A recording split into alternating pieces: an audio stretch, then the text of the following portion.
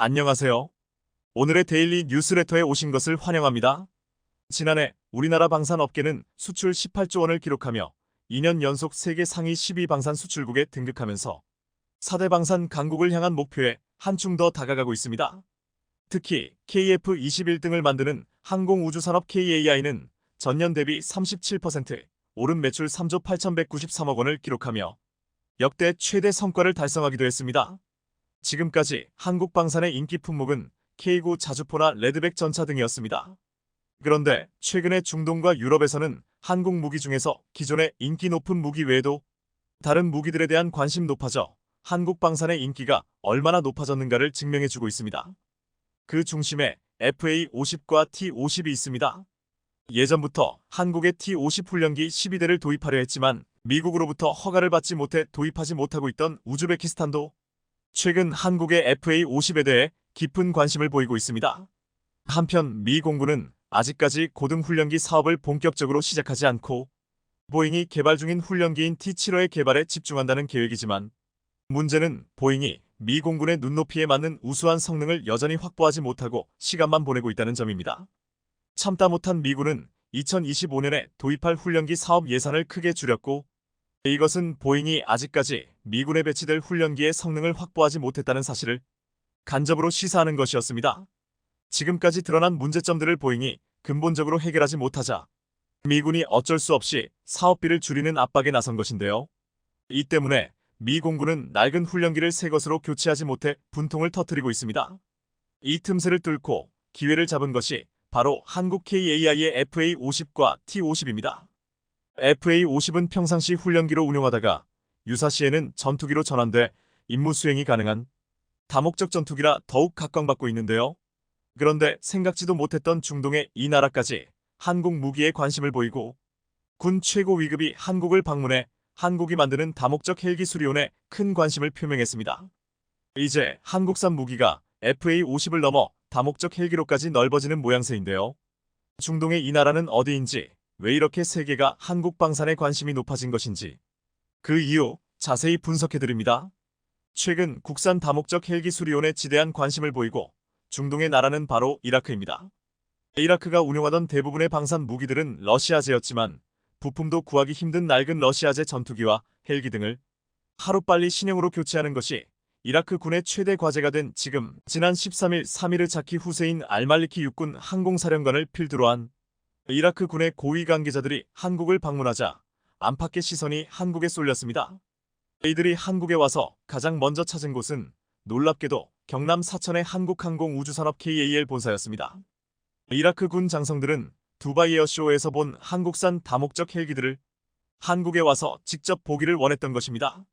이라크 군 장성들은 경남 사천의 KAI 본사에서 국산 다목적 헬기 수리온을 직접 타보고 이들이 타본 것은 수리온 계열의 중형 헬기는 흰수리였습니다. 수리온은 방위사업청 주관 아래 국방과학연구소 ADD와 KAI 등이 2012년부터 육군에 실전 배치돼 기동헬기와 의무헬기로 활용되고 있습니다. 흰수리는 수리온을 기반으로 해양테러, 해양범죄 단속, 수색구조 등 해양경찰 임무 수행에 적합하도록 개발 개조된 헬기입니다. 순항속도 시속 240km, 항속 거리 655km로 최대 3.5시간까지 하늘을 날 수 있으며 고성능 탐색 레이더와 광학탐지 장비, 구조용 호이스트 등이 장착돼 주, 야간 할 것 없이 해상 수색과 인명 구조가 가능합니다. 특히 이라크가 관심이 있어 하는 것은 수리온과 흰수리 두 기종이었는데요. 이들 두 기종이 이라크를 사로잡은 이유는 무엇보다 수리온과 흰수리가 엔진 잉여 출력이 높아 고온 사막이나 고산 지역에서 비행에 유리하고 먼지 필터 제거 시스템을 갖추고 있어 사막의 모래바람에도 대응 가능하며 이 모든 악조건 속에서도 최대 2700m에서 제자리 비행 가능하다는 점이었습니다. 이를 통해 경찰과 해경의 임무 수행에서도 고난도 정밀 화물 공수 임무 수행 가능하기 때문입니다. 엔진 잉여 출력이 높아 고온의 사막 지형이나 고산 지역에서의 비행에 유리하다는 점이야말로 이라크나 UAE 등 중동 국가들이 관심을 갖는 가장 큰 이유입니다. 수리온의 경쟁 기종으로는 에어버스 헬리콥터가 만든 슈퍼퓨마 H215와 앞서 필리핀 수주전에서 수리온을 밀어냈던 블랙호크 UH-60 등이 있을 뿐입니다. 이라크는 2013년 국산 경공격기인 FA-50, 이라크 수출 모델명 T5EQ 24대를 계약했는데요. 한국산 FA50을 써보니 만족했고 한국산 무기에 대한 신뢰가 생긴 것입니다. 더구나 이라크는 1990만 2000년대 걸프전을 비롯해 사담 후세인 축출을 위한 미군의 공격으로 공군력이 거의 괴멸 상태에 이르자 공군력 복원에 나서야 하는 다급한 상황입니다. 또한 이라크의 생명줄인 원유 수송관에 대한 테러 등에 대비해 소형 정찰 헬기 도입을 진지하게 검토해온 것으로 알려졌는데요. 한국의 수리온과 수리온을 플랫폼으로 삼아 개발된 해경용 흰수리 경찰청용 참수리 등이야말로 이라크가 찾고 있는 사양과 성능, 그리고 가격을 갖춘 헬기였던 것입니다. 더구나 수리온과 흰수리 등은 이미 한국에서 수년간 운용돼 외국 바이어들은 그야말로 안심하고 구매할 수 있습니다. 정부는 2010년대 중반부터 이라크, 인도네시아, 태국 등 여러 나라와 수리온 수출을 협의해왔지만 아직 계약 성사까지 이른 곳은 없는데 이라크가 군 고위장성까지 파견할 정도로 관심을 보여 첫 수출 성과로 이어질지 안팎의 관심이 모아지고 있는데요. 이라크는 군뿐 아니라 정부 역시 테러 진압이나 정유시설 보호 등을 위해 최신 다목적 헬기 도입이 시급하기 때문에 이라크가 한국산 헬기를 도입하겠다고 마음을 먹으면 계약 규모도 수조 원에 달할 것으로 예상되고 있습니다. 이라크 역시 미국이나 유럽산 다목적 헬기를 구입하고 싶은 속내를 가지고 있지만 러시아 우크라이나 전쟁으로 지금 미국과 유럽의 방산 역량은 이라크에게까지 다목적 헬기를 팔 수 있는 여력이 없기 때문입니다. 더구나 미국과 유럽산 헬기는 연간 운용 비용이 높아 이라크에게는 버거운 게 사실입니다. 한국의 다목적 헬기 수리온은 지난 두바이 에어쇼에서 두바이의 왕세자 셰이크 만수르가 직접 수리온에 관심을 보여 화제가 됐는데요. 당시 만수르는 직접 KAI 부스를 찾아와 수리온 수출 기본형 KUH-1에 많은 관심을 표명했습니다. 전력 보강 사업을 추진 중인 UAE가 얼마 전 에어버스의 헬기 H225M 카라카를 계약했다가 이 계약을 전격 철회하자 그럼 에버버스의 의문의 일패를 안긴 만수르가 어느 나라의 헬기를 다시 계약하느냐에 관심이 쏠렸습니다. UAE는 에어버스의 카라자리 높은 수명주기, 복잡한 기술 제한 등으로 인해 자신들과는 적합하지 않다고 판단했다고 합니다. 그런데 만수르가 한국의 다목적 수출용 헬기 버전인 KUH-1에 관심을 보였으니 세계의 시선이 한국의 다목적 헬기에 쏠릴 수밖에 없었습니다. 지난 2019년 수리온은 고배를 마신 바 있습니다. 필리핀 정부와 수출 막바지 단계까지 갔으나 로키드 마틴의 자회사 시코르스키의 UH-60 블랙호크에 밀려 수출에 실패한 것입니다. 하지만 한국이 다목적 헬기 수리온을 전력화한 지는 이미 11년이 지났고 그동안 한국이 요소요소에 배치해 이미 성능은 입증되었고 중동 국가들과 동남아 등지에서도 수리온에 대한 관심이 날로 높아지고 있는데요. 이미 UAE와 수출 협상을 진행 중이며 신규 기동헬기 수요가 많은 말레이시아와 베트남 등에서도 도입을 고려하고 있습니다. 말레이시아 공군 역시 미국 시코르스키사의 S-61A 헬기를 운용했는데 노후화 문제로 지난 2020년 퇴역 조치한 뒤 이를 대체할 수송 헬기를 찾고 있기 때문입니다. 따라서 5년 전과 달리 K방산의 인기가 높아진 지금이야말로 수리온의 수출 적기라고 판단되고 있습니다. 지난 2022년 시작된 러시아 우크라이나 전쟁이 장기화되고 홍해 사태로 인해 중동의 정세가 불안해지면서 중동과 아프리카 지역의 많은 국가들이 국방 전력 강화에 힘쓰고 있습니다. 여기에 노후 기종 교체 수요까지 맞물리면서 FA50을 중심으로 KF-21 수리온 등 다양한 항공기 플랫폼에 대한 관심이 그 어느 때보다 뜨거운데요. 폴란드 대규모 수출처럼 민관군 원팀을 만들고 전 부처가 수출 확대에 동참하면서 국방 연구개발 강화를 추진한다면 건설과 토목이 이끈 제1의 중동붐을 뛰어넘는 제2의 중동붐이 기대됩니다. 한국의 FA50의 미국 진출이 꿈이 아닌 현실이 돼가고 있습니다.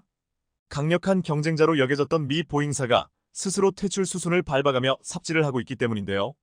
실제로 최근 보잉의 T7의 치명적인 실체가 드러나면서 미국 전역이 발칵 뒤집어졌다고 합니다.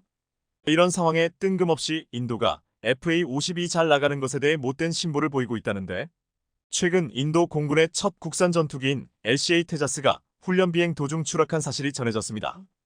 군사 매체 제인스에 따르면 지난 13일 인도 라자스탄주 자이살메르 인근에서 LCA 테자스 마크 1 전투기가 훈련 비행 도중 추락했으며 다행스럽게 조종사는 안전하게 탈출한 것으로 알려졌습니다. 그런데 당시 테자스 추락 장면과 조종사 탈출 모습이 적나라하게 담긴 영상들이 업로드되면서 앞서 인도 공군이 테자스를 자국의 첫 국산화 전투기로 홍보해 온 만큼 논란거리가 된 겁니다. 그것도 그럴 것이 인도는 전 세계 국방비 지출 3위 국가인데 전투기가 계속 추락하는 어처구니 없는 일이 벌어지고 있기 때문입니다. 스톡홀름 세계평화연구소에 따르면 인도는 국방비 규모 면에서 미국, 중국에 이은 세계 3위를 기록했습니다. 국방비 규모만 보면 우리보다 앞서는 글로벌 군사 강국인 듯 보이지만 실제로는 전혀 그렇지 않다는 게 큰 문제입니다. 실제로 현대전의 성패를 좌우한다는 공군 전력을 중심으로 인도 군의 모습을 보면 처참하기까지 합니다. 지난 2022년 인도 서부 라자스탄에서 야간 훈련 중이던 인도 공군기가 추락해 조종사 2명이 사망한 사고가 있었습니다. 당시 이들이 조종하고 있던 건 미그 21기종이었지만 사실은 인도 국영 군수업체인 힌두스탄 항공산업에서 라이센스로 생산된 메이드 인 인디아였습니다. 실제로 인도 언론에서 추적 조사를 해보니 구소련에서 들여온 기종이 아닌 인도에서 기술 도입 생산한 기체에 사고가 발생했던 사실이 드러나 발칵 뒤집어졌습니다. 심지어 인도 현지에서 생산한 미그 21의 2대 중 1대인 400대가 지난 60년간 꾸준하게 추락해 총 200명이 넘는 조종사와 60명이 넘는 민간인이 사망한 것으로 밝혀졌습니다. 이뿐 아니라 힌두스탄 항공산업이 나선 테자스 개발 사업은 1980년대 중반 시작됐지만 사업 착수로부터 30년이 훌쩍 지난 2016년이 돼서야 인도 공군에게 인도됐습니다. 인도 방산업계의 기술력이 현저히 부족했음에도 불구하고 엔진을 비롯한 핵심 부품을 국산화하려는 인도 정부의 집착과 예산 부족 등 여러 가지 이유가 발목을 잡았던 겁니다. 그런데도 불구하고 지금까지 테자스의 판매 실적은 제로인데요. 인도가 엔진을 개발하기 위해 많은 시간을 투자했지만 2014년 자체 개발을 포기하고 FA-50에 탑재된 미국산 엔진 F404를 장착했고 레이더도 이스라엘산을 탑재하면서 겨우 개발을 마칠 수 있었기 때문입니다. 이렇듯 인도 공군의 속내를 들여다보면 군사 강국이라고 평가하기 어려우며 테자스 판매를 기대하는 것조차 양심 없는 행동으로 보입니다. 상황이 이러자 인도는 내심 아니 대놓고 불티나게 팔리는 FA-50에 대해 질투 어린 시선을 보내며 불편해하고 있습니다. 실제로 인도 언론들은 미 로키드 마틴의 지원을 받아 개발한 FA-50은 훈련기에서 출발했을 뿐 아니라 공중전 BVR 능력도 부족하며 테자스에게 상대가 안 된다는 헛소리를 보도하기도 했는데요. 작년에 인도 언론 유레이진 타임즈는 말레이시아 경전투기 수주전에서 한국의 FA-50이 인도 테자스를 누르고 최종 선정됐다는 소식을 전하며 이런 반응을 보였습니다. 유레이진 타임즈는 FA-50KAI와 로키드 마틴이 공동으로 개발한 기체라며 FA-52 국제전투기 시장에서 누리고 있는 인기는 해외 유명 방산 기업들이 한국 방산 기업과 협력할 수 있는 토대를 닦았다고 평가했습니다. 그러면서 테자스는 FA-50보다 더 본격적인 의미의 제공 전투기라며 가격도 더 저렴한 기체라 경쟁력이 있다고 덧붙였습니다. 이렇듯 인도 매체는 FA-50의 높은 인기의 배경으로 로키드 마틴의 기술력이 작용하고 있다고. 하지만 FA-50은 훈련기 겸 경전투기 기종 가운데 비싼 기체로 만약 FA-52 훈련기 역할만 했더라면 지금과 같은 뜨거운 인기를 받을 수 없었을 겁니다. 이는 FA-52 훈련기 역할을 하면서도 경전투기 역할을 할 수 있는 멀티플레이어로 활약할 수 있기에 엄청난 경쟁력을 지니고 있다는 의미입니다. 여러 면에서 FA-50에 대한 인도의 반응은 억지스러운 측면이 있어 보입니다. 그런데 최근 미 보잉사의 T-7의 처참한 실제 스펙이 공개돼 대참사를 맞이했다는데요. T-7A 실전 배치가 2028년으로 또다시 1년 미뤄지면서 사기극이라며 난리가 난 건데 이에 따라 미 훈련기 사업에서 TF-50이 아주 유리한 고지를 점하게 됐다는 분석입니다. 지난 18일 미 군사매체 디펜스원은 보잉이 생산 중인 T-7의 양산 계획이 내년으로 1년 더 미뤄졌다며 이에 따라 T-7가 초도작전 능력을 갖게 되는 시점도 2028년으로 연기됐다고 충격적인 사실을 밝혔습니다. 앞서 보잉은 2023년 T-7의 양산을 시작하려 했지만 윙락 현상과 탈출 자석 등 비상탈출 시스템에서 엄청난 오류가 발견되면서 시점을 2024년으로 한 차례 미뤘었는데 이번에 또다시 일정을 1년 더 연기한 겁니다. 특히나 이번에는 무엇 때문에 T-7의 양산 일정을 미뤘는지 구체적인 언급도 없었던 터라 충격을 주고 있는데요. 심지어 미 공군 조달차 간부가 T-7에 당면한 엄청난 문제는 추후 상황에 따라 양산 단계 착수 시점이 또다시 변경될 수 있다고 언급하는 등 T-7의 부풀어진 성능에 대한 의심의 눈초리가 사라지지 않고 있습니다. 앞서 보잉이 T75를 낮은 입찰가로 제시하는 등 무리하게 사업을 따내면서 어떻게든 양산만 하면 된다는 머리를 굴렸지만 결국 제 꾀에 자기가 넘어간 것으로 보입니다. 실제로 보잉은 예상치 못한 변수를 맞게 되면서 이익은커녕 1조 7천억 원에 이르는 어마어마한 손해를 보고 있는 중입니다. 하지만 이 손실액도 앞으로 더 늘어날 수 있는 상황으로 T7의 양산 일정이 1년씩 미뤄질 때마다 이는 기하급수적으로 늘어날 것으로 보입니다. 상황이 최악으로 흘러가고 있지만 보잉사과 더불어 미 공군에서 T7에 대한 내용을 함구하고 있으며 비행시험이 순조롭게 진행되고 있다고만 할 뿐 조용히 흘러가기만 바라고 있는 상황입니다. 이렇듯 T7의 양산 일정이 1년 더 연기된다는 것에 대해 디펜스원은 T7의 결함이 추가로 발견됐을 가능성이 있다며 이는 컴퓨터 시뮬레이션에 의존해 설계했던 영향이 커 보인다고 분석했습니다. 그러면서 보잉은 2025년 예정된 미 공군의 고등전술 훈련기 사업과 더불어 미 해군의 전술 대체 훈련기, 신규 훈련기 사업에서도 경쟁력을 잃을 가능성이 크다며 이런 이유로 미 공군이 고등전술 훈련기로 TF-50을 선택할 가능성이 높아 보인다고 내다봤습니다. 다시 말해서 삽질하는 보잉 덕분에 미 해군이 추진하는 고등전술인문기와 미 공군의 전술훈련기 도입 사업에서 대한민국이 아주 유리한 위치를 점했다는 겁니다. 여기에 더해 최근 T7의 성능 사기극이 드디어 들통이 나면서 쐐기를 박았는데요. 그동안에는 사실 T7의 성능이 T50과 같은 엔진은 사용하면서도 기체 중량은 가벼워 연비가 좋고 초음속 비행이 가능하는 등 항속거리도 더 길다고 알려져 있었습니다. 그런데 이번에 역시나 의심스러웠던 부분이 들통이 났는데 T7의 기골이 약해 초음속 비행이 불가능하다는 사실입니다. 여기에 더해 내부 연료통 크기도 작아 T50의 항속거리의 80% 수준밖에 이르지 못하며 최대 상승 고도도 T50보다도 낮은 것으로 드러났습니다. 당초 보잉사가 미 공군에 T75의 시제기 5대를 납품하기로 돼 있었지만 이렇게 성능이 까발려지면서 3대만 납품하고 2대는 부품 공급 차질로 인해 이마저도 지연되고 있는 상황입니다. 현재 미 공군이 T75의 시제기 3대를 가지고 운용평가를 진행하면서 그동안 밝혀지지 않았던 숨겨진 성능의 비밀이 다 수면 위로 드러나고 있는데요. 싼게 비지떡이라는 말이 절로 생각날 정도로 T7의 성능의 실체가 이제야 알려지고 있는 것으로 보입니다. 이런 가운데 전투기는 아니지만 최근 보잉사의 엄청난 사건 사고가 계속 끊이지 않고 있는 상황인데요. 로이터 통신에 따르면 지난 11일 호주에서 뉴질랜드로 향하던 칠레 항공사 LA800편이 비행 중 강한 움직임을 일으키는 기술적 문제가 발생하면서 급강하는 일이 벌어졌습니다.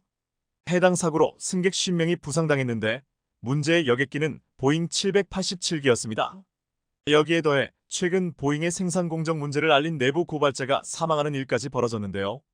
BBC에 따르면 보잉의 내부 고발자 존 바넷이 지난 9일 미 사우스캐롤라이나주 찰스턴 소재 한 호텔 주차장에 자신의 트럭 안에서 숨진 채 발견된 것으로 알려졌습니다. 바넷은 2017년 은퇴 때까지 32년간 보잉에서 재직했는데 2010년부터는 노스 찰스턴 공장에서 장거리 노선에 주로 사용되는 여객기 787 드림라이너 시리즈의 품질 관리자로 근무했었습니다. 그런데 당시 버넷은 일을 하면서 제조를 서두르다 안전성이 훼손되고 있는 것은 아닌지 우려를 제기했다고 합니다.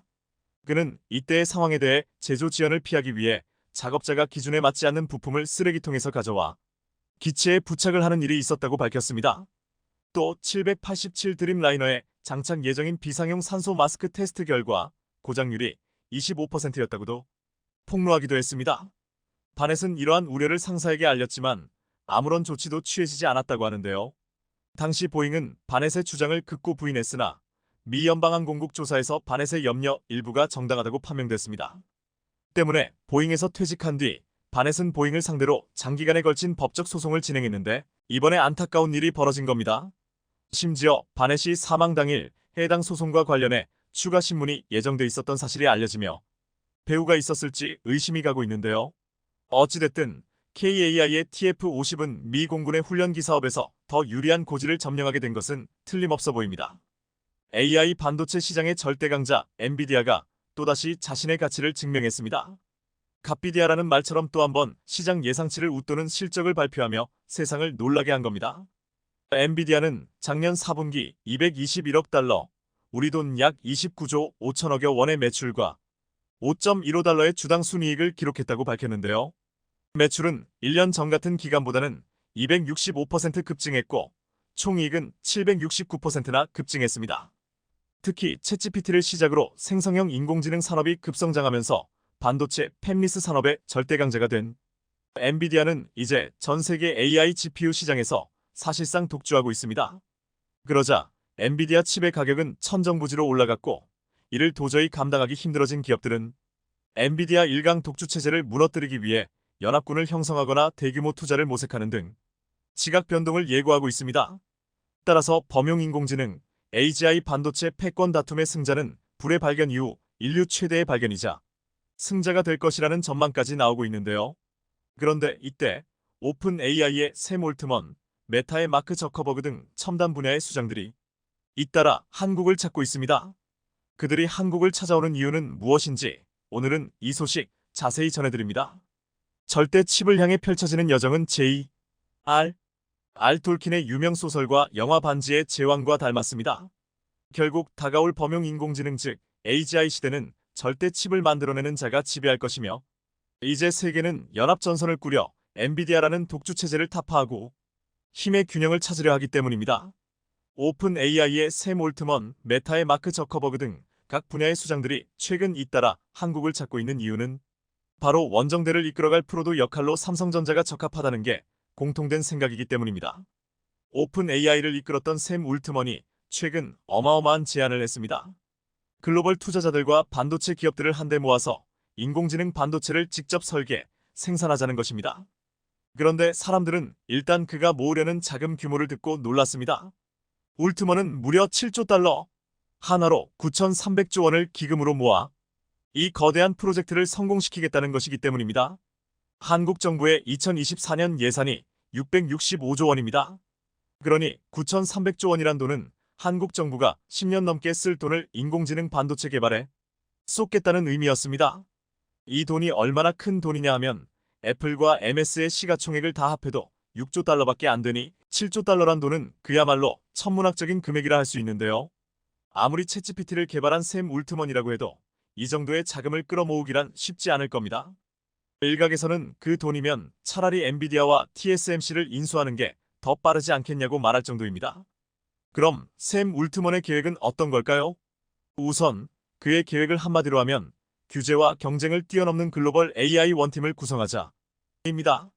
심화하는 규제를 뛰어넘어 인공지능 개발이라는 하나의 가치를 위해 다국적 기업들이 함께 힘을 모아 인공지능의 끝판왕이라 할 수 있는 AGI 즉 범용 인공지능 개발에 박차를 가해보자는 것입니다. 챗GPT 같은 AI 서비스와 ARM의 반도체 설계 자산이 올라운더 삼성과 시너지를 발휘하면 다음 세대의 칩에서 승기를 잡을 것이라는 게 샘 올트먼의 계획입니다. 그러니까 샘 올트먼은 이번 프로젝트를 통해 기존의 반도체 산업의 판을 한번 흔들어 보겠다는 것입니다.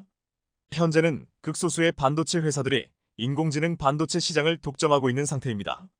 인공지능의 핵심인 GPU는 엔비디아의 점유율이 98%이고 마찬가지로 데이터의 핵심인 CPU는 인텔이 70%, AMD가 30%를 점하고 있습니다. 사실상 미국 기업들이 장악하고 있습니다. 반도체 생산 역시 특정 기업에 몰려 있습니다. 한국의 삼성전자와 대만의 TSMC의 많은 부분을 의존하고 있습니다. 특히 첨단 반도체인 오나노는 두 기업이 100% 독점하고 있습니다. 그래서 인공지능 반도체 확보는 현재 세계 시장에서 전쟁을 방불케 하고 있습니다. 최근 오픈 AI와 유수의 기업들이 반도체를 공급해달라고 목을 매는 통에 지금 반도체는 부르는 게 값일 정도입니다. 엔비디아의 최신 반도체 H100은 개당 4천만 원까지 가격이 올라갔습니다. 그런데 샘 올트먼의 오픈 AI는 챗GPT를 운용하기 위해 이 비싼 엔비디아 칩을 무려 15만 개나 구입했다고 합니다. 최소 45억 달러, 5조 8천억 원이 든 것입니다. 마크 저커버그 메타의 CEO 역시 2024 엔비디아의 칩 H100을 35만 대를 확보하는 게 목표라고 말했습니다. 14조 원어치를 구매하겠다는 이야기입니다. 유지 비용이 이렇게 어마어마하게 들자 올트먼은 인공지능을 위한 반도체 인프라 공급망이 이처럼 특정 기업에 쏠려 있으면 안 된다. 지금의 GPU로는 오픈 AI를 운용할 수 없다. 이제 더 이상 GPU의 시대는 끝내야 한다. 고 주장했습니다. 그래서 올트먼은 판을 바꾸기 위해 인공지능 반도체를 생산하는 반도체 회사를 직접 세우고 생산은 TSMC와 손을 잡겠다고 했습니다. 여기에 들어가는 메모리 반도체는 삼성전자와 SK하이닉스를 통해 해결한다는 것입니다. 반도체만 생산하는 게 아니라 이에 들어가는 전력 생산까지 다 하려면 앞서 말한 한화로 9,300조 원, 7조 달러라는 기금이 필요하다는 것입니다. 샘 울트먼은 이미 반도체에 들어갈 전력 확보를 위해 소형 원자로 생산 기업들에 투자해 왔습니다. 울트먼은 이 계획을 위해 중동에서 자금 마련을 위해 뛰는 한편 삼성과 SK하이닉스를 방문해 메모리 반도체 협력에 관해 논의했습니다. 울트먼의 거대 프로젝트는 한국 반도체 기업들의 도움이 없이는 실현되기 어렵기 때문입니다. 그런데 울트먼이 이 계획을 찬찬히 뜯어보면 기존의 반도체 밸류체인을 움직이는 주요 기업들, 즉 삼성전자, TSMC, SK하이닉스는 여전히 시장에서 중요한 역할을 하는데 다만 엔비디아만은 타도하겠다는 의도를 엿보입니다. 즉 타도 엔비디아를 말하고 싶은 것입니다. AI 반도체 설계 부분만 울트먼이 맡겠다고 할 뿐 생산은 삼성과 TSMC가 없으면 불가능하다는 것을 말해주고 있습니다. 삼성과 SK하이닉스 입장에서는 기존 고객의 울트먼이 창립하는 기업까지 고객이 늘어나니 마다할 이유가 없습니다. 만일 샘 울트먼을 필두로 하는 절대 칩 원정대가 성공한다면 제2메모리 반도체 신화처럼 정체 중인 한국 경제에 다시 거대한 바람을 일으킬 것으로 기대됩니다. 한국 반도체 기업들에게는 지금 구도도 울트먼이 계획하고 있는 새로운 판도 모두 분리할 게 없는 셈입니다. 이처럼 높아진 위상만큼이나 한국 반도체를 찾는 사람도 많습니다. 메타의 CEO 마크 저커버그까지 삼성을 찾아왔습니다. 마크 저커버그 메타 CEO가 10년 만에 한국을 방문해 이재용 삼성전자 회장과 만난다는 사실은 전 세계 반도체 업계의 이목을 받기에 충분한 뉴스였습니다. 저커버그가 삼성과 만난다면 이 자리에서 최근 저커버그가 개발하겠다고 선언한 AGI, 범용인공지능 등 AI 분야에 대한 협력안이 집중적으로 논의될 게 분명하기 때문입니다. 저커버그는 인간 이상의 지능을 갖추고 모든 상황을 학습할 수 있는 범용인공지능 개발에 무엇보다 열중하며 자신들이 개발 중인 범용인공지능 라마3을 업계 최고 수준 AI 모델을 선보이겠다며 야심차게 속도를 내고 있습니다. 하지만 범용인공지능을 구현하려면 고도의 반도체 기술이 필요합니다. 그래서 삼성이 필요해진 겁니다.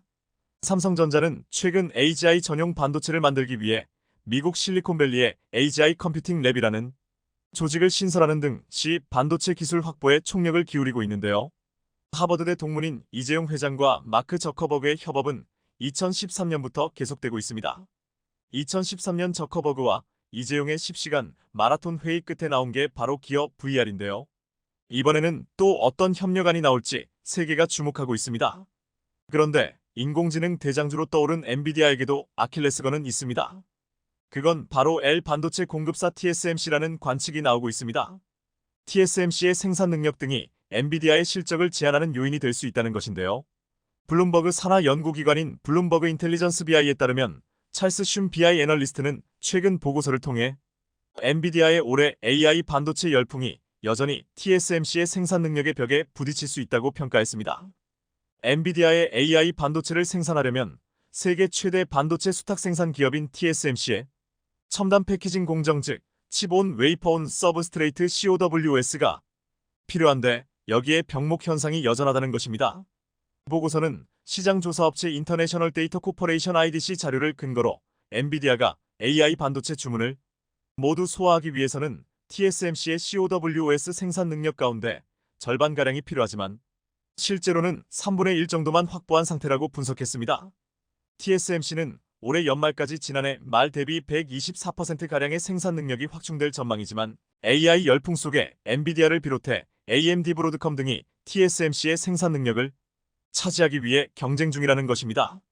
패키징은 반도체가 제 역할을 할 수 있도록 외부와 전기적으로 연결하는 공정이며 외부 환경으로부터 보호하고 발열을 제어하는 역할 등을 합니다. 첨단 반도체 생산이 기술적으로 갈수록 어려워지고 비용도 많이 드는 추세 속에 최근에는 패키징의 중요성이 부각되고 있는데요. 반도체의 모든 부분에 최신 공정을 사용하는 대신 각 부문을 더 효율적으로 패키징할 경우 비용을 줄이면서도 성능을 개선할 수 있기 때문입니다. 보고서는 아울러 엔비디아가 TSMC 산나노 NM 10억분의 1M 반도체 부문의 생명줄 역할을 할 가능성도 있다고 전망했습니다. 엔비디아가 향후 출시될 B100 반도체에 TSMC의 산나노 공정을 사용할 것으로 전망되며 이 경우 TSMC의 산나노 5나노 생산 능력 활용을 최적화할 수 있기 때문입니다. 산나노 5나노는 TSMC 전체 생산 능력의 12%가량을 차지하고 지난해 매출에서 3분의 1을 담당했는데요. 올해는 다른 고객사인 애플 퀄컴 등이 3나노로 옮겨가면서 TSMC의 4나노 5나노 생산 능력이 남아돌아 성장에 부담이 될 수 있는 상황이었습니다. 그런데 엔비디아가 TSMC의 4나노를 구매할 경우 매출에 큰 도움이 될 것이란 이야기입니다. 하지만 TSMC 혼자 모든 물량을 담당하긴 어렵고 삼성전자는 4나노 5나노 반도를 생산할 수 있는 유일한 대안이 될 가능성도 커졌습니다. 더구나 TSMC의 전망이 장밋빛인 것만은 아닙니다. 특히 일본의 반도체 공장 지은 것은 무리수였습니다. TSMC의 일본 구마모토 공장이 문을 열면서 반도체 업계는 한층 더 기술 경쟁이 격화할 것으로 전망되는데요. 일본은 다시 반도체 르네상스가 시작되었다며 반겼지만 지진과 재해, 쓰나미가 일상적인 일본에서 과연 반도체 르네상스가 열릴지는 의문입니다. AI 반도체 시장에서 엔비디아의 독주는 이어질 것인지 아니면 이를 대항하며 만들어진 새로운 연합군에게 반격의 기회가 찾아오게 될 것인지 귀추가 주목되는 가운데 어떤 국면에서도 삼성전자와 한국 반도체는 새로운 기회가 될 것이란 전망이 나오고 있습니다. 한국을 뛰어넘겠다며 10조 원을 쏟아부었던 일본이 갑자기 SK하이닉스에게 뜻밖의 제안을 해와 화제입니다. 일본으로 건너와 자신들 공장에서 대신 생산하라고 제안한 것인데 이는 일본 내부에 엄청난 문제가 터지고 있기 때문입니다. 최근 TSMC 구마모토 공장이 예상보다 빨리 건설돼 일본 정부와 국민들이 엄청나게 들떠 있어야 하는 분위기지만 일본이 기대했던 자국 기업이 초토화 상황에 놓이자 기시다 내각은 최악의 평가로 치달고 있는 상태입니다. 일본이 유치했던 TSMC 구마모토 공장이 24일 준공을 앞두고 있습니다. 애초 5년이 걸릴 것으로 봤지만 3년이나 앞당겨 공사를 마친 것인데 365일 24시간 폴로 공사를 진행해 건설을 완료했다는 설명입니다. 이는 일본이 반도체에 사활을 걸고 있음을 말해주고 있습니다. 일본 정부는 공사비의 절반 수준인 4조 2천억 원의 보조금을 투입했고 올해 말부터 카메라, 자동차 등에 쓰일 1228나노미터급 반도체 생산이 예정돼 있습니다. 현재 가장 앞선 양산 기술이 3나노임을 고려하면 첨단 공정과는 거리가 있지만 그럼에도 일본 반도체 공정이 40나노에서 멈춰 있기에 TSMC 공장 가동은 그야말로 천지개벽이 아닐 수 없습니다. 40나노는 TSMC가 15년 전인 2008년에 도입한 공정입니다. 그리고 이번 양산 개시와 동시에 6나노급 2공장 착공식을 진행한다는 계획인데 1공장 건설에 투입된 70억 달러에 더해 총 200억 달러가 소요됩니다. 6나노급 공장은 2027년 양산을 목표로 하고 있으며 TSMC의 3공장 건설도 검토 중인 상황입니다. 구마모토 공장은 1,700명 직원 중 대만 주재원이 400명으로 경제 파급 효과로는 10년간 178조 원으로 보고 있습니다. 하지만 일본인들 반응에는 이에 대한 자긍심이나 정부에 대한 신뢰를 전혀 찾아볼 수가 없습니다. 기시다 지지율은 내각 퇴진 수준인 10%대로 떨어져 있습니다. 이는 2009년 11% 이후로 가장 낮은 수준입니다. 자민당의 비자금 스캔들이나 통일교와의 유착 등 여러 이슈가 있지만 자국 기업들의 반도체 부진이 뼈아픈 대목입니다. TSMC 공장이 일본에 빠르게 건설됐어도 이는 대만 기업일 뿐 자국 기업의 반도체 사업 진행은 상당히 더딘 편입니다. 특히 삼성과 SK하이닉스를 잡겠다던 키옥시아의 상황이 심각해지고 있습니다. 일본 지지통신 등 일본 언론들은 키옥시아가 SK하이닉스에 협업을 제안했다는 보도를 쏟아내고 있습니다. 키옥시아는 웨스턴 디지털과 합병에 대해 SK하이닉스의 동의 조건으로 자신들의 낸드 플래시 생산시설 이용이라는 단근을 던지고 있습니다. SK하이닉스와의 연계 방침은 지난달부터 일본 언론에서 주목받은 내용입니다. 하지만 이때도 일본인들은 크게 반발했는데 일본 기술이 한국으로 유출될 수 있다? 이렇게 아우성을 쳤던 것입니다. SK하이닉스는 키옥시아에 2018년에 4조 원을 투자했는데 여기에는 의결권이 포함된 전환사채 1조 3천억 원이 있습니다. 의결권 지분율이 15%라 SK하이닉스 동의가 없다면 키옥시아와 미국 웨스턴 디지털 WD의 합병은 사실상 불가능합니다. 하이닉스는 현재까지 이들의 합병에 반대 입장을 유지해왔습니다.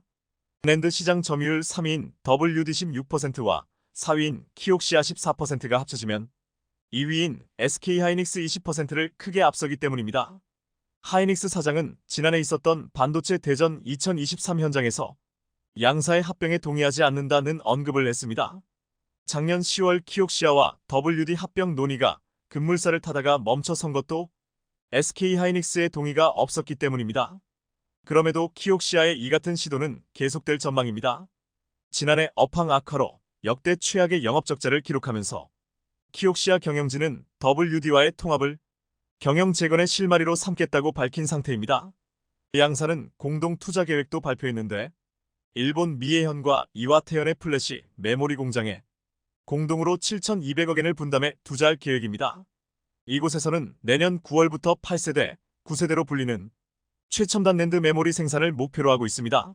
업계 관계자는 일본 경제 산업성이 해당 공장에 2,300억엔이 넘는 보조금을 계획하는 등 어느 때보다 의욕이 고조된 상태라며 당분간 합병의 키를 쥐고 있는 SK하이닉스를 겨냥한 근거 없는 소식이 범람할 가능성이 높다고 전망했습니다.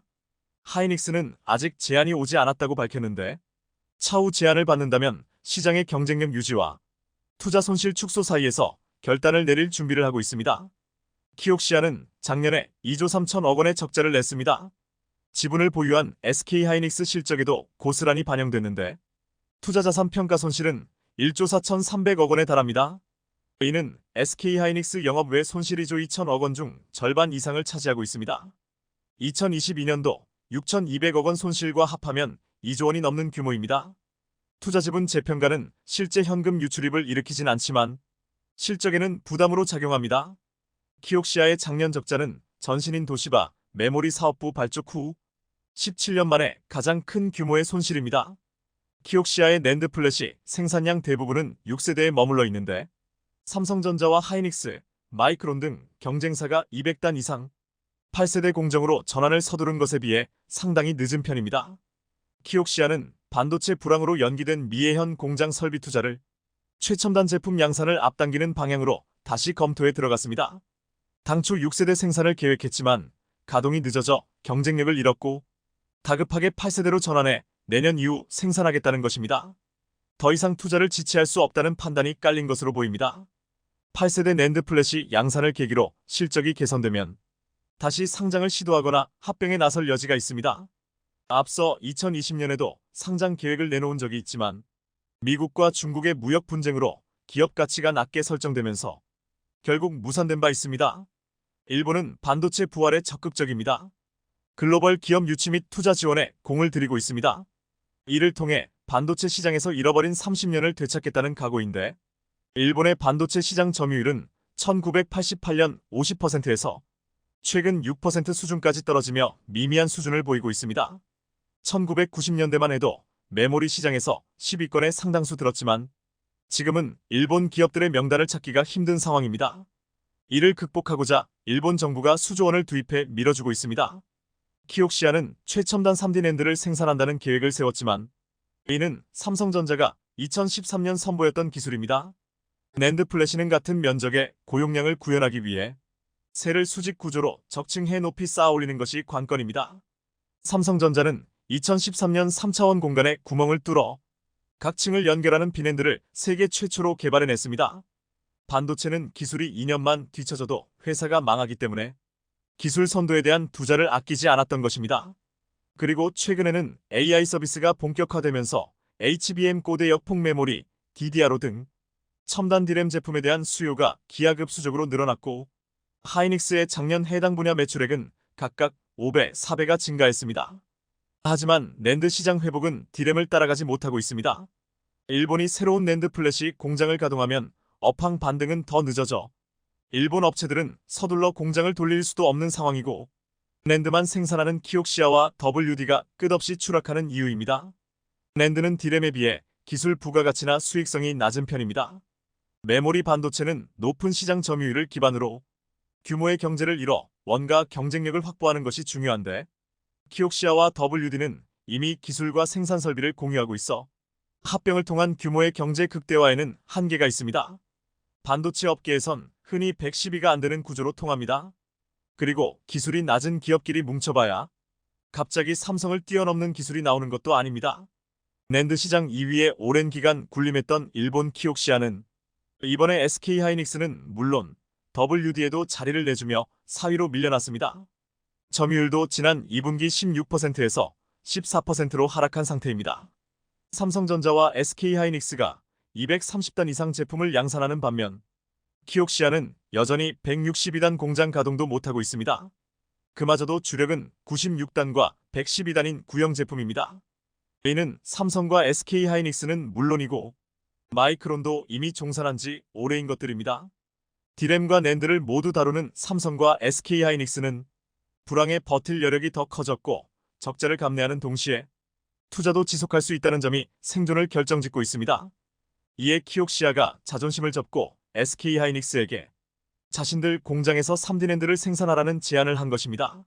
하이닉스가 받아들일 경우 WD와의 합병 논의를 제기할 수 있고 SK하이닉스는 추가 투자 없이도 3D 낸드 생산을 확장할 수 있습니다. 하지만 SK하이닉스가 이를 받아들일 이유는 없습니다. 3D 낸드 기술을 확보하려는 키옥시아에게 기술이 유출될 수 있으며 이미 더 높은 수준을 추구하기 때문입니다. SK하이닉스는 현재 세계 최고층인 321단 4D 낸드를 개발하고 있습니다. 압도적 성능으로 업계의 새로운 이정표가 될 수 있는 기술입니다. 한국은 2030년까지 낸드 1000층을 목표로 하고 있습니다. 낸드 개발의 핵심은 비용 대비 성능을 최대한 높이는 것인데 과거 2D, 3D 낸드에 이어 4D 낸드가 등장한 이유입니다. SK하이닉스는 내달 중국 심천에서 열리는 낸드 플래시 포럼에서 처음으로 기조 연설을 수락하기도 했습니다. 처음으로 수락한 배경의 낸드 시장에 대한 자신감과 중국 현지 생산 라인 리스크가 감소됐기 때문입니다.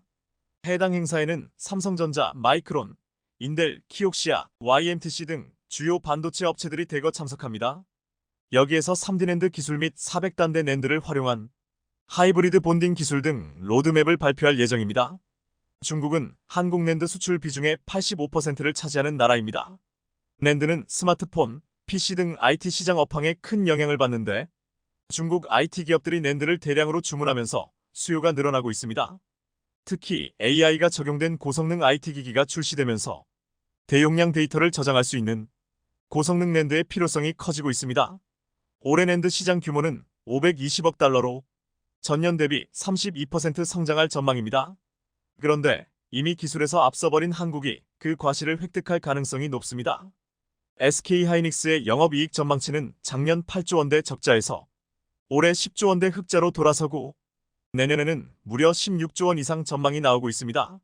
SK하이닉스 주가는 1년 만에 거의 2배로 뛰어 올랐는데 이는 내년 실적 증가를 반영한 수치입니다. 현재는 키옥시아의 합병을 승인해 경쟁자를 키울 필요는 없습니다. 게다가 이들은 통합으로 끝나는 것이 아니라 향후 미국 마이크론에 최종 인수될 우려도 있습니다. 디램과 낸드를 함께해야 경쟁력을 유지할 수 있기 때문입니다. 일본의 마지막 디램 제조업체 엘피다도 2013년 미국 마이크론에 인수된 바 있습니다. 미국과 일본 반도체 업체들은 합쳐질 수밖에 없는 운명이고 이는 한국 기업들이 더욱 경계해야 하는 내용입니다. 한국은 기술을 지속적으로 키워 일본의 추격을 뿌리치길 바랍니다. 시청해주셔서 감사합니다.